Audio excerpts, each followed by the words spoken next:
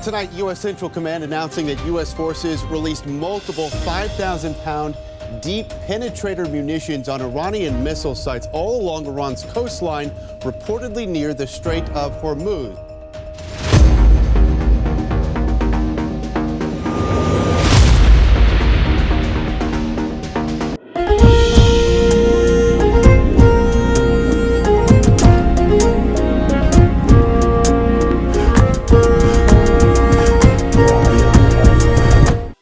አሜሪካ አምርራለች፣ ኢራንም ስትተኩስ አድራለች። በኢራን ሆርሙዝ ዳርቻ ላይ ባህር መተላለፊያውን በዘጉ የኢራን የምድር ውስጥ ሚሳኤሎች ላይ አሜሪካ 5000 ፓውንድ የሚመዝኑ እጅግ አደገኛ የሚባሉ ተቀጣጣይ ቦምቦችን እንደጣለች በዛሬው ዕለት አስታውቃለች።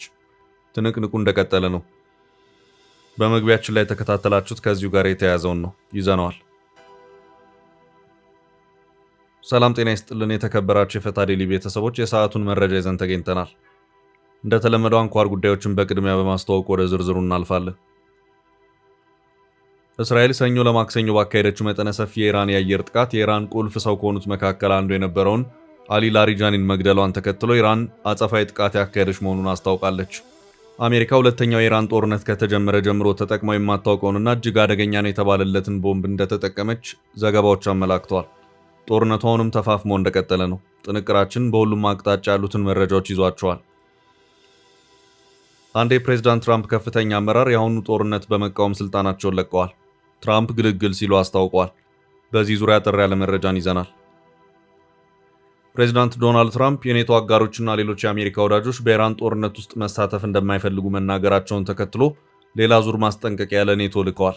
ትራምፕ በኔቶ ሀገራት መልስ ግን የተገረሙ መስለዋል። አሜሪካ የኢራን ነዳጅ ጫኝ መርከቦች በሆርሙዝ ሰርጥ እንዲተላለፉ ፈቅጃለሁ ማለቷም ማንም ከልካይ ማንም ፈቃጅ ነው በሚለው ግርምት ያጫረ መረጃም ሆኗል። የምንመለከተው ይሆናል። ብሉምበርግ የተሰኘ ዓለም አቀፍ ሚዲያ ኢትዮጵያንና ብሯን የማትረፍ ስለወሰደችው እርምጃ የተመለከተ ዘገባ አሰምቷል። አገሪቷ የብሯን ጨርሶ ከመዳከም ለመከላከልና አቅሙን ለመመለስ እስካሁን 1.3 ቢሊዮን ዶላር ወጪ አድርጋለች ብሏል። መረጃውን እንመለከታለን። ጦሩ ድሮን መጥቶ መጣሉን ያመለከተው መረጃ እያነጋገረ ነው። የወደቀ ድሮን ምስልም በስፋት እየተዘዋወረ ይገኛል። ወታደራዊ መረጃ ምንጮች ጉዳዩን በስፋት እያስተጋቡት ነው። ይህንን አነጋጋሪ ክስተት የተመለከተ መረጃ እናደርሳለን። በ10 ሺዎች የሚቆጠሩ ሰዎች ድንበር አቋርጠው መግባታቸው ተሰምቷል። ጦርነት ሽሽት የኢትዮጵያን ድንበር አቋርጠው ከ100 ሺህ በላይ ሰዎች ገብተዋል። ዝርዝር መረጃውን ይዘነዋል። ሴኔጋል አሸንፈው የነበረው የአፍሪካ ዋንጫ ለሞሮኮ ተሰጥቷል። የአፍሪካ እግር ኳስ ፌዴሬሽን ካፍ በአህጉሪቱ የእግር ኳስ ታሪክ እጅግ ያልተጠበቀና አስገራሚ ውሳኔ ያሳልፈዋል። የአፍሪካ ዋንጫ የፍጻሜ ጨዋታ ዋንጫውን አንስታ የነበረችው ሴኔጋል ውጤቷ ተሰርዞ አዘጋጇ ሞሮኮ የውድድሩን ሻምፒዮን መሆኗ በይፋ ታውጇል። ውዝግብ የፈጠረውን አነጋጋሪ ክስተት የተመለከተ መረጃ ይዘናል። እስከ ጥንቅራችን ፍጻሜ አብራችሁን ቆዩ። የምንለቃቸው ዕለታዊ ትኩስ ዜናዎች እንዲደርሷችሁ ላይክ፣ ሼር፣ ሰብስክራይብ ማድረግ እንዳትረሱ።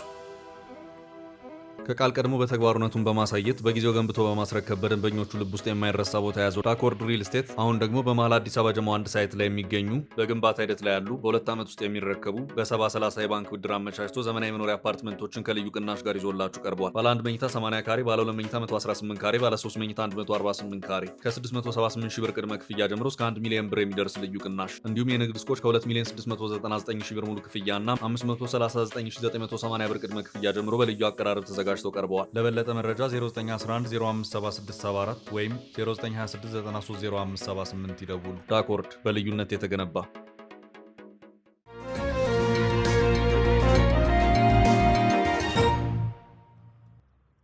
አሜሪካ አደገኛ ቦምብ ተጠቀመች። እስራኤል ሰኞ ለማክሰኞ ባካሄደችው መጠነ ሰፊ የኢራን የአየር ጥቃት የኢራን ቁልፍ ሰው ከሆኑት መካከል አንዱ የነበረውን አሊ ላሪጃኒን መግደሏን ተከትሎ ኢራን አጸፋዊ ጥቃት ያካሄደች መሆኑን አስታውቃለች። አሜሪካ ሁለተኛው የኢራን ጦርነት ከተጀመረ ጀምሮ ተጠቅማ የማታውቀውንና እጅግ አደገኛ ነው የተባለለትን ቦምብ እንደተጠቀመች ዘገባዎች አመላክተዋል። ጦርነቱ አሁንም ተፋፍሞ እንደቀጠለ ነው። ኢራን ያጣችው ቁልፍ ሰው አሊ ላሪጃኒ ሀገር ውስጥ የጸጥታ ኃላፊ የነበረ ሲሆን የኢራን ብሔራዊ ደህንነት ጠቅላይ ምክር ቤት ዋና ጸሐፊም ጭምር የነበረ ነው። መረጃዎች የሚያመለክቱት ላሪጃኒ ያለው ስልጣን ግን ኃላፊነትም በላይ ነበር።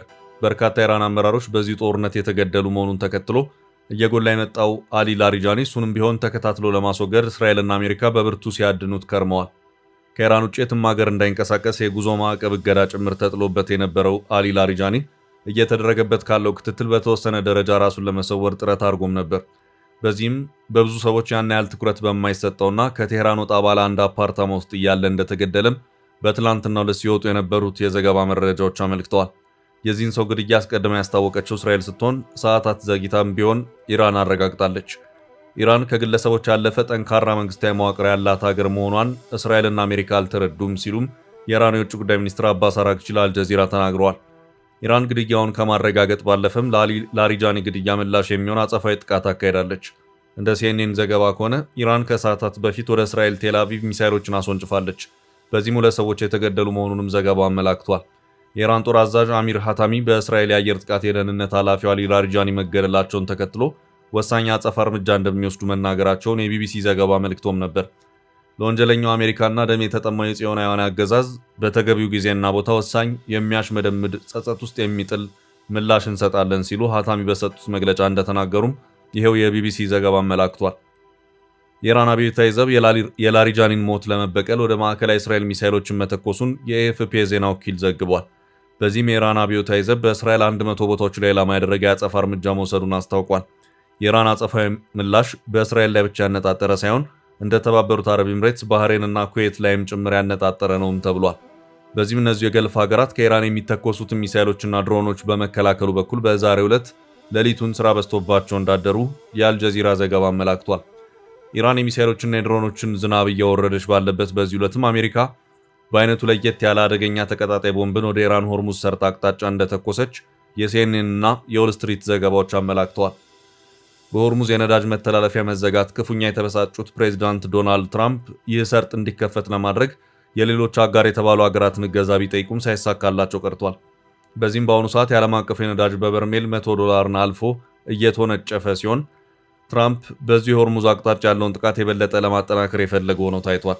የዚሁ እጅግ ግዙፍ ቦምብም በዚሁ አቅጣጫ ባለው የኢራን የሚሳይል ክምችት ላይ የመጣሉ ጉዳይ የዚሁ አመላካሽ ነው ተብሎለታል። በዚሁ ጥቃት ዙሪያ ኢራን ያለችው ነገር የለም። በሆርሙዝ የመተላለፊያ አቅጣጫ አንዳች አይነት መርከብ እንዳያለፍ ተጠምደው ያሉ የኢራን ሚሳይሎችን ለማጥቃት የተተኮሰ አደገኛ ቦምብ ነውም ተብሏል። ጥቅም ላይ የዋለው አደገኛው ቦምብ ዲፕ ፔኔትሬተር ሚኒሽንስ ቦምብ ወይም የምድርን እምብርት በጥልቀት ሰርስሮ የሚገባ ነውም ተብሎለታል። ጥቃቱ መፈጸሙን የአሜሪካ ሴንትራል ኮማንድ በኤክስ ገጹ አስታውቋል። እንደ ዘገባዎቹ ከሆነ አሜሪካ 5000 ፓውንድ ክብደት ያለው ቦምብ በኢራን ሆርሙዝ ሰርጥ ላይ የተጣለው በዚህ ያሉትንና የሆርሙዝ ሰርጥን የዘጉትን የኢራን ሚሳይሎች ለማውደም ነው። ኢራን ሚሳይሎቿን የምታስቀምጠው ከምድር በታች በተሰሩ ኮንክሪት ዋሻዎች ውስጥ ሲሆን ምናልባትም አሜሪካ ይህንን ቦምብ መጠቀም የፈለገችው እነዚህን ኢላማዎች በጥልቀት ለማውደም ነው ተብሎ ታስቧል።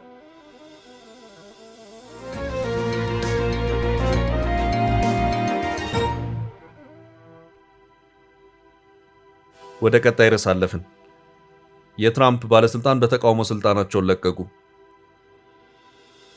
በኢራን አሜሪካና እስራኤል መካከል እየተካሄደ ያለው ጦርነት ተፋፍሞ በቀጠለበት በአሁኑ ሰዓት አንድ የትራምፕ አመራር ጦርነቱን በመቃወም አሰናብቱኝ ብለው ስልጣናቸውን ለቀዋል። የአሜሪካ ብሔራዊ ጸረ ሽብርተኝነት ማዕከል ዳይሬክተር በኢራን ውስጥ እየተካሄደ ያለውን ጦርነት በበጎ ሕሊና መደገፍ አልችልም በማለት ስልጣናቸውን መልቀቃቸውን በማህበራዊ ሚዲያ ላይ ባጋሩት መልእክት አስታውቀዋል። ትራምፕ እንኳን ለቀቁ ግልግል ነው ሲሉ ምላሽ ሰጥተዋል። ጆ ኬንት ኃላፊነታቸውን መልቀቃቸውን ለፕሬዚዳንት ትራምፕ ባሳወቁበት ደብዳቤ ኢራን በሀገራችን ላይ ምንም አይነት ተጨባጭ ስጋት አልደቀነችም፣ ይህንን ጦርነት የጀመርነው በእስራኤልና በአሜሪካ ባሏት ኃያል ደጋፊዎች ግፊት መሆኑ ግልጽ ነው ያሉ ሲሆን ኢራን ስጋት አይደለችም በማለት ጆ ኬንት መናገራቸው ፕሬዚዳንት ዶናልድ ትራምፕን ክፉኛ ከንክኗቸውም ታይቷል። ዶናልድ ትራምፕ 3 ጊዜ ለፕሬዚዳንትነት ሲወዳደሩ ይዘው የተነሷቸውን ፖሊሲዎች ደግፈው ከጎናቸው እንደቆሙ ያስታወሱት ጆ እስከ 2025 በመካከለኛው ምስራቅ ውስጥ የተካሄዱት ጦርነቶች የአሜሪካውያንን ሕይወት የቀጠፉና የአገሪቱን ሀብት ያሟጠጡ መሆናቸውን ትራምፕ ይረዱ እንደነበር ሲሉ አስታውሰዋል። በ11 ውጊያዎች ላይ እንደተሳተፈ የቀድሞ ወታደርና በእስራኤል በተፈበረከ ጦርነት ውድ ሚስቱን እንዳጣባል ቀጣዩ ትውልድ ለአሜሪካ ጥቅም በማያስገኝና የሚከፈለው ዋጋ አሳማኝ ወዳልሆነ ጦርነት መሄዱን መደገፍ አልችልም በማለት ጦርነቱን ተቃውመዋል። አሁን ስልጣናቸውን በፍቃዳቸው የለቀቁት ጆ ኬንት በትራምፕ ተመርጠው በአሜሪካ ሴኔት ለቦታው ብቁ ናቸው ተብለው ተቀባይነት ያገኙት ባለፈው ዓመት ሐምሌ ነበር።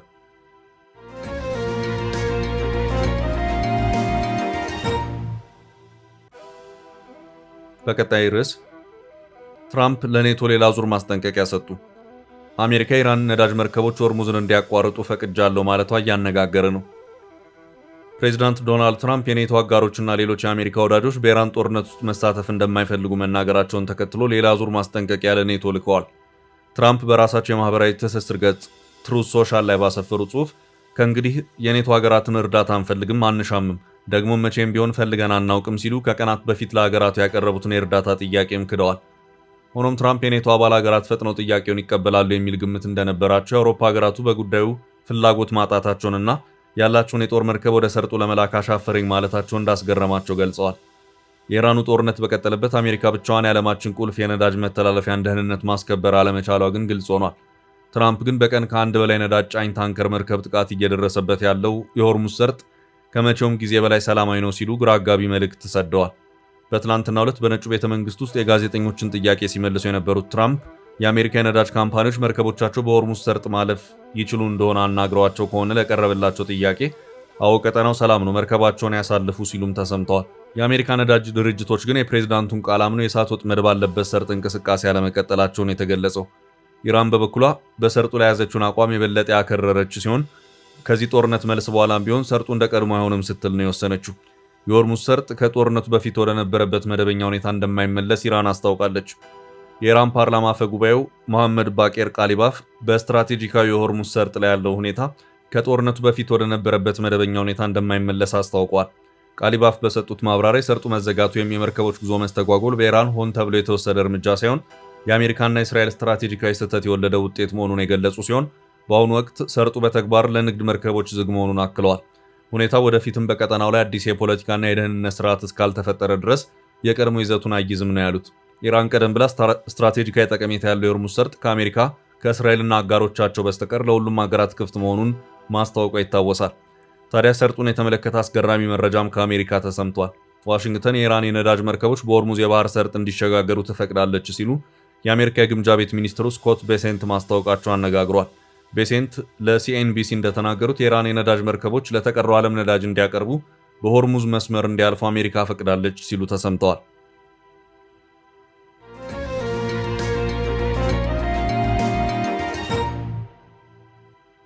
ወደ ቀጣይ ርዕስ አለፍን። ኢትዮጵያ ብርን ለማዳን 1.3 ቢሊዮን ዶላር አውጥታለች ተባለ። ብሉምበርግ የተሰኘ ዓለም አቀፍ ሚዲያ ኢትዮጵያንና ብሯን የማትረፍ ለወሰደችው እርምጃ የተመለከተ ዘገባ አሰምቷል። አገሪቱ የብሯን ጨርሶ ከመዳከም ለመከላከልና አቅሙን ለመመለስ እስካሁን 1.3 ቢሊዮን ዶላር ወጪ አድርጋለች ሲል ለየት ያለ ትንታኔ አሰምቷል። ብር እንዳይወድቅ ለማድረግ በዓመቱ የሀገሪቱ ብሔራዊ ባንክ ከሀገሪቱ 25 በመቶ የሚሆነውን የዶላር ክምችት አውጥቷል ሲል ነው ብሉምበርግ የዘገበው። ውሳኔና ድርጊቱን ከፍተኛ ጥረት ሲልም ነው የጠራው። የማክሮ ኢኮኖሚ ማሻሻያ ፖሊሲ መተግበሩን ተከትሎ በ2025 ብር አስደንጋጭ በሆነ መልኩ አቅሙ ከዶላር አንጻር የተዳከመ መሆኑን ያነሳው ዘገባው በ2025 ብር በአንድ ጊዜ ያለውን የመግዛት አቅም በ18 በመቶ ማጣቱን አስታውሷል። ታዲያ ገበያውን ለማረጋጋትና ብርን ጨርሶ ከመውደቅ ለመታደግ ኢትዮጵያ 1.3 ቢሊዮን ዶላር አውጥታለች ነው ያለው። በዚህም መረጋጋት መፈጠሩን ዘገባው አክሏል። በዓመቱ ማለትም በ2026 የብር ዋጋ የወረደው በ1.4 በመቶ ብቻ መሆኑን ያመለከተው ዘገባው ይሄ ከ2025 18 በመቶ በእጅጉ የታየ መሻሻል ነው ብሏል። ኢትዮጵያ የኢራን ጦርነት እየፈተናት ቢሆንም ለአንድ ዓመት በወሰደችው እርምጃ የብር አቅምን ማትረፍ መቻሏን የብሉምበርግ ዘገባ አክሏል። ከጦርነቱ በፊትም የኢትዮጵያ ብሔራዊ ባንክ በየ2 ሳምንቱ የዶላር ጨረታ ሲካውን መክረሙን ያነሳው ዘገባው መንግስት ከፍተኛ መጠን ያለው ዶላር ለሀገር ውስጥ ባንኮች መሸጡን ገልጿል። የብሔራዊ ባንኩን ስትራቴጂ ሲያስረዳም በርካታ ዶላር በሀገር ውስጥ ባንኮች እጅ ውስጥ መኖሩ የዶላር ዋጋ አነስተኛ ሆኖ እንዲቀጥል ይረዳል ብሏል። ይሄ በሌላ አነጋገር የብርን ዋጋ በፍጥነት እንዳይወርድ እንደሚረዳ ገልጿል። ለዚህ ምስክር ደግሞ ብር በዓመቱ የቀነሰው ዋጋው በ1.4 በመቶ ብቻ መሆኑ ነው ብሏል። የመካከለኛው ምስራቅ የጸጥታ ሁኔታን ተከትሎ የነዳጅ ዋጋ ማሻቀብ ግን በዚህ የኢትዮጵያ ጥረት ላይ አሉታዊ ተጽዕኖ እንደሚኖረው ዘገባው ግምቱን አስቀምጧል። ኢትዮጵያ በውጭ ምንዛሬ ክምችቷ 1.35 ቢሊዮን ዶላር ብታወጣም የሀገሪቷ የዶላር ክምችት አለመመናመኑም ተጠቁሟል።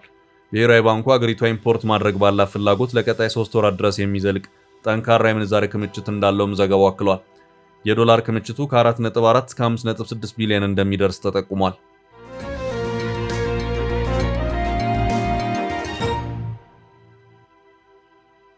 በቀጣይ መረጃ ድሮን መተን ጣልን ጀነራሉ። ጦሩ ድሮን መቶ መጣሉን ያመለከተው መረጃ እያነጋገረ ነው። የወደቀ ድሮን ምስልም በስፋት እየተዘዋወረ ይገኛል። ወታደራዊ መረጃ ምንጮች ጉዳዩን በስፋት እያስተጋቡት ነው። ሱዳን አርሚ እንዲሁም አረብ ሚሊተሪ ተመቶ ወደቀ የተባለውን ድሮን ምስል በማያያዝም ዘግበዋል። ዘገባዎቹ ከኢትዮጵያ የተነሳው ድሮን በሰሜን ኮርዶፋን ተመቶ መውደቁን ገልጸዋል። ሰው አልባ አውሮፕላኑ ከኢትዮጵያ ግዛት በመነሳት ድንበር አቋርጦ ወደ ሰሜናዊ ኮርዶፋን የአየር ክልል በመግባቱ በሱዳን ጦር እንደተመታ ነው የተገለጸው። ሱዳን አርሚ እንዳስነበበው ድሮኑ በኢትዮጵያ ግዛት ውስጥ የጦር ሰፈር ባላቸውና ተደራጅተው በሚንቀሳቀሱ ታጣቂ ሚሊሻዎች አማካኝነት በሱዳን ላይ ጥቃት ለማድረስ የታቀደና ጥቅም ላይ ሊውል የነበረ መሆኑን አመልክቷል።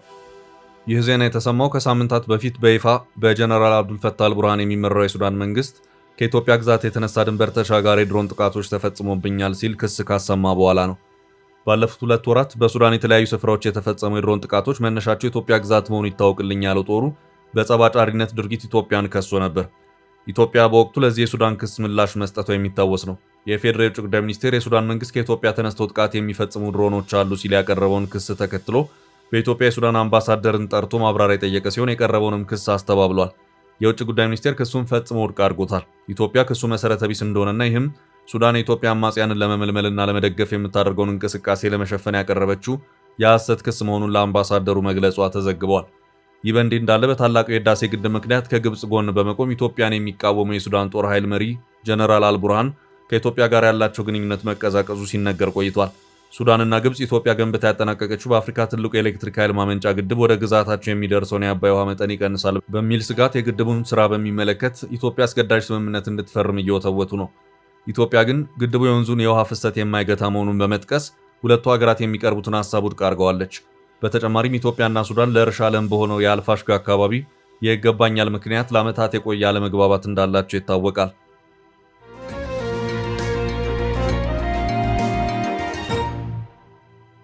በቀጣይ መረጃ በጦርነት ድንበር ያቋረጡት 100,000 ሰዎች።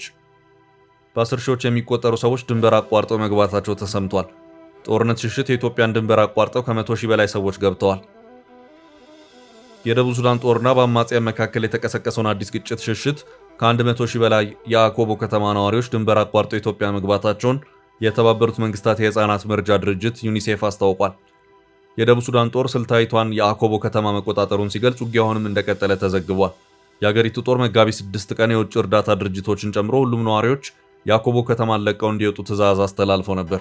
የአገሪቱ ጦር በአኮቦ ከተማ የሚገኘውን ወታደራዊ ጦር ሰፈር መቆጣጠሩን የፈረንሳይ ዜና አገልግሎት የጸጥታ ምንጮችን ጠቅሶ ዘግቧል። በግጭቱ በጦር ሰፈሩ አካባቢ የነበሩ በርካታ ህንፃዎች ወደ ፍርስራሽነት ተቀይረዋል ነው የተባለው። ነገር ግን በከተማው በትክክል እየሆነ ስላለው ነገር ገለልተኛ መረጃ ማግኘት አስቸጋሪ መሆኑን ዘገባው አመልክቷል። የተባበሩት መንግስታት የህፃናት መርጃ ድርጅት ዩኒሴፍ በጆንግሌ ግዛት ኃይለኛ ግጭት እየተካሄደ መሆኑን ገልጾ ሁኔታው በተለይ ለህፃናት አስከፊ እየሆነ መጥቷል ብሏል።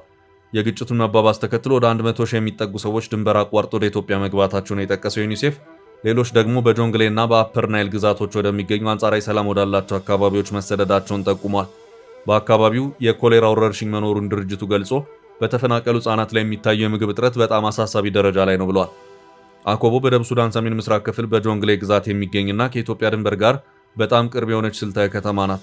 ከተማዋ በፒቦርና በገኒ ወንዞች መካከል የምትገኝ ሲሆን በውሃ የተከበበች በመሆኗ እንደ ደሴት ትታያለች። አኮቦ ከኢትዮጵያ ጋር ባላት ቅርበት ምክንያት ለድንበር ተሻጋሪ ንግድና ግጭቶች ሲከሰቱም ለስደተኞች መሸሸጊያ ሆና ታገለግላለች።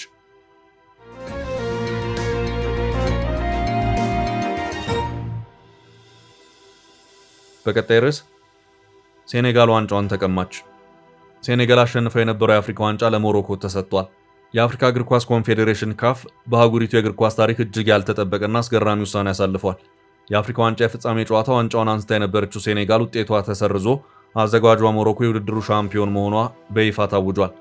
የአፍሪካ እግር ኳስ ኮንፌዴሬሽን ካፍ ይግባኝ ሰሚ ቦርድ ባሳለፈው አስገራሚ ውሳኔ በ2025 በሞሮኮ አስተናጋጅነት በተካሄደው የአፍሪካ ዋንጫ የፍጻሜ ጨዋታ ሴኔጋል አግኝታ የነበረው ድል እንዲሰረዝ ወስኗል። ቦርድ ውሳኔውን ያሳለፈው የውድድሩን መመሪያ አንቀጽ 84 መሰረት በማድረግ ሲሆን የሴኔጋል ብሔራዊ ቡድን የፍጻሜውን ጨዋታ በራሱ ፍቃድ አቋርጦ ወጥቷል በማለት ውጤቱን ለሞሮኮ ሰጥቷል። በጨዋታው መደበኛ ክፍለ ጊዜ መጠናቀቂያ ደቂቃዎች ላይ ዳኛው ለሞሮኮ የፍጹም ቅጣት ምት በመስጠታቸው የሴኔጋል ተጫዋቾች ፍጹም ተገቢ አይደለም፣ አድሏዊ የሆነ ውሳኔ ነው በማለት ተቃውሟቸውን አሰምተው ነበር። ተቃውሟቸውን ለመግለጽም ሜዳውን ጥለው የወጡ ሲሆን ከ10 ደቂቃ በላይ ለመመለስ ፍቃደኛ ባለመሆናቸው ጨዋታው እንዲቋረጥ ምክንያት ሆኗል። ይህን ተከትሎ ሴኔጋል መጀመሪያ ላይ በሜዳ ላይ አግኝቶ የነበረ ውጤት ሙሉ በሙሉ ተሰርዟል። ጨዋታው በደንቡ መሰረት 3-0 በሆነ ውጤት ለሞሮኮ ብሔራዊ ቡድን እንዲመዘገብ ተወስኗል።